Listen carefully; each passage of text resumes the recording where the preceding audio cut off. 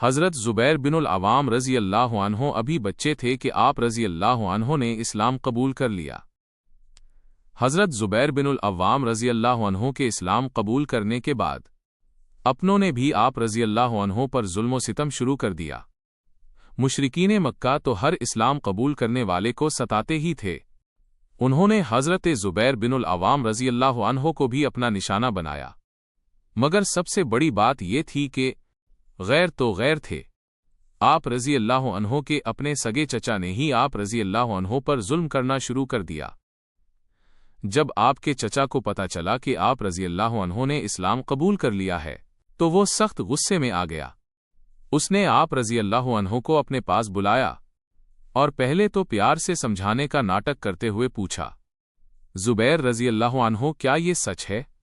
مجھے پتا چلا ہے کہ تم نے اسلام قبول کر لیا ہے۔ آپ رضی اللہ عنہ نے کمال ہمت سے جواب دیا، ہاں چچا جان، آپ نے ٹھیک سنا ہے، اب میں کبھی بتوں کی پوجا نہیں کروں گا۔ یہ سن کر آپ رضی اللہ عنہ کے چچا کا غصہ 7ویں آسمان پر پہنچ گیا۔ وہ غصے سے بالکل آگ بگولا ہو گیا۔ اس نے بہت تیز لہجے میں کہا، میں تمہیں حکم دیتا ہوں کہ تم اسلام کو چھوڑ دو اور اپنے پہلے دین پر واپس آ جاؤ۔ حضرت زبیر بن العوام رضی اللہ عنہ نے بڑے اطمینان سے چچا کی طرف دیکھتے ہوئے کہا، چچا، اب ایسا نہیں ہو سکتا، میں اس دین کو ہرگز نہیں چھوڑ سکتا۔ یہ سننا تھا کہ آپ رضی اللہ عنہ کے چچا کا غصہ اور بھی بڑھ گیا۔ وہ غصے سے چلانے لگا، اگر تم نے میری بات نہ مانی تو میں تمہیں ایسی سخت سزا دوں گا کہ تم یاد رکھو گے۔ مگر حضرت زبیر بن العوام رضی اللہ عنہ پر اس کے کسی غصے کا کوئی اثر نہ ہوا۔ آپ رضی اللہ عنہ نے نہایت اطمینان سے جواب دیا، اب کچھ بھی ہو جائے، میں اس دین کو نہیں چھوڑ سکتا۔ یہ سننا تھا کہ آپ رضی اللہ عنہ کا چچا بھڑک اٹھا۔ اس نے آپ رضی اللہ عنہ کے ہاتھ پاؤں جکڑے اور رسی سے آپ کو الٹا لٹکا دیا، اور پھر بڑے تیز لہجے میں بولا، جب تک تم اپنے پرانے دین پر واپس نہیں آ جاتے، اسی طرح الٹے لٹکے رہو گے اور تڑپتے رہو گے۔ آپ رضی اللہ عنہ نے اس تکلیف میں بھی مسکرا کر اپنے چچا کی طرف دیکھا اور بولے، چچا، اگر ایسا ہے تو ٹھیک ہے، تم اپنی ہر کوشش کر کے دیکھ لو۔ حضرت زبیر بن العوام رضی اللہ عنہ کے اس جملے نے چچا کے غصے پر جیسے جلتی پر تیل کا کام کیا۔ اس نے فوراً ادھر ادھر سے کاٹ کباڑ جمع کیا اور ایک آگ جلائی۔ جب آگ خوب جل اٹھی تو اس نے اسے بجھا دیا۔ اب اس میں سے گھنا اور کڑوا دھواں نکلنا شروع ہو گیا تھا۔ آپ رضی اللہ عنہ کے چچا نے وہ دھواں اٹھتی ہوئی آگ آپ رضی اللہ عنہ کے سر کے بالکل نیچے لا کر رکھ دی۔ آپ رضی اللہ عنہ الٹے لٹکے ہوئے تھے۔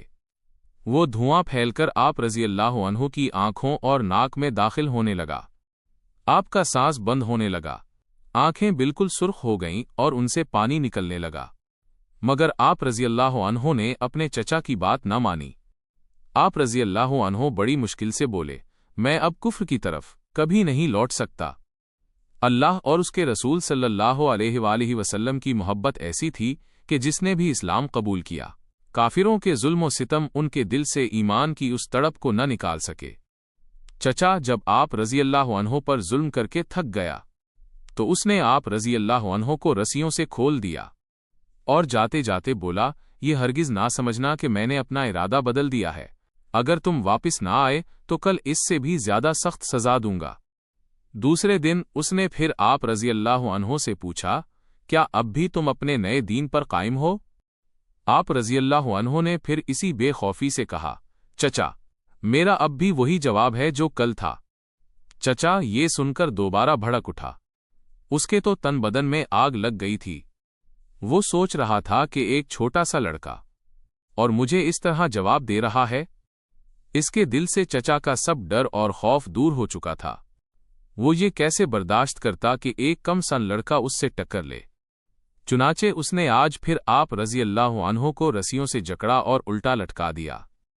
وہ کچھ دیر تک خاموشی سے آپ رضی اللہ عنہ کو دیکھتا رہا، پھر اس کے لب ہلے، میرا خیال ہے کہ اب تم میری بات ضرور مانو گے۔ آپ رضی اللہ عنہ نے پھر بے خوف ہو کر کہا، چچا، یہ خیال اپنے دل سے نکال دو، اب اس دل سے محمد صلی اللہ علیہ وآلہ وسلم کی محبت کبھی نہیں نکل سکتی۔ और ना ही मैं पलट कर अपने पुराने दीन पर वापस आऊंगा, बल्कि मैं तो कहता हूं कि तुम भी ये दीन कबूल कर लो, फायदे में रहोगे। कब तक उन पत्थर के बेजान बुतों को पूजते रहोगे, जो ना अपना कुछ संवार सकते हैं और ना तुम्हारा कुछ बिगाड़ सकते हैं? एक खुदा की बंदगी इख्तियार कर लो। ये सुनना था कि चचा का पूरा जिस्म गुस्से से कांपने लगा। उसने कहरे आलूद नजरों से आप रजी अल्लाह अन्हो को देखा।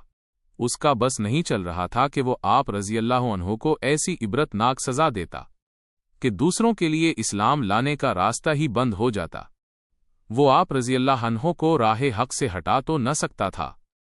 हाँ, ये जरूर कर सकता था कि आप पर जुल्म सितम करके अपनी भड़ास निकाले। आप रजी अल्लाह अन्हो के चचा ने ये सब देखा तो वो समझ गया कि आप रजी अल्लाह अन्हो को जितनी भी अजियत दी जाए उसका कोई फायदा नहीं होगा। आप रजी अल्लाह अन्हो ने जो इरादा कर लिया है, आप इस पर हर हाल में कायम रहेंगे। फिर भी इसने एक आखिरी कोशिश करने का फैसला किया। उसने आज फिर आग रोशन की और आपको धूनी देना शुरू कर दी। आप रजी अल्लाह अन्हो का दम घुटने लगा। खांसते खांसते आपकी हालत बहुत खराब होने लगी थी। आपका चचा बड़े गौर से आप रजी अल्लाह अन्हो की तरफ देख रहा था कि शायद अब आप टूट जाएं। मगर आखिरकार खांसते खांसते हजरत जुबैर रजी अल्लाह अन्हो बेहोश हो गए और आपका जिस्म बिल्कुल साकित हो गया। चचा ने जब ये मंजर देखा तो शायद उसके पत्थर दिल में थोड़ी सी मोहब्बत जागी। उसने जल्दी से आपको रस्सियों से आज़ाद किया और जमीन पर लुटा दिया।